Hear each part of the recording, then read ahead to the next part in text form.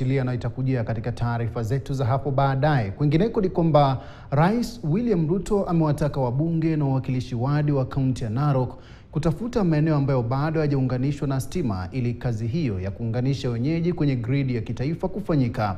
Akizungumza katika eneo bunge la Emurua Dikir kwenye kaunti ya Narok ambapo alihudhuria hafla kuzindua vifaa vya kuunganisha stima, Rais Ruto amesema kwamba serikali imetenga shilingi bilioni 2.5 za kuunganisha stima kwa zaidi ya nyumba kaunti ya Narok mwaka mmoja ujao. Shughuli hiyo itaendelezwa na shirika la kusambaza umeme wa Kawi Rarek, na baadhi ya maeneo watakaonufaika ni shule, nyumba na hata viwanda.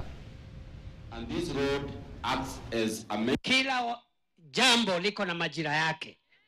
Na sasa hivi sio majira ya siasa. Sasa ni wakati wa kuhudumia wananchi wa Jamhuri ya Kenya.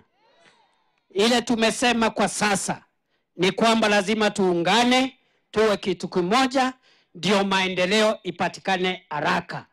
Siku ya siasa ikifika, tutanyoroshana na hao wanaume wanapiga kelele hapo, tutawamalizia asubuhi na mapema. Nimekuja hapa kwa sababu ya mambo ya stima. Mumeona hapa nje, tumeanzisha stima leo ya kupeleka stima kwa manyumba ya wananchi mashinani.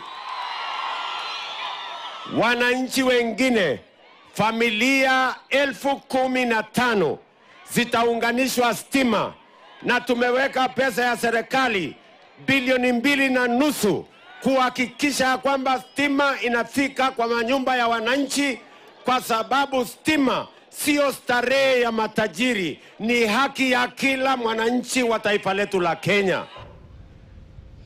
Naam, Kenya inapojiandaa kwa uchaguzi mkuu, mageuzi ya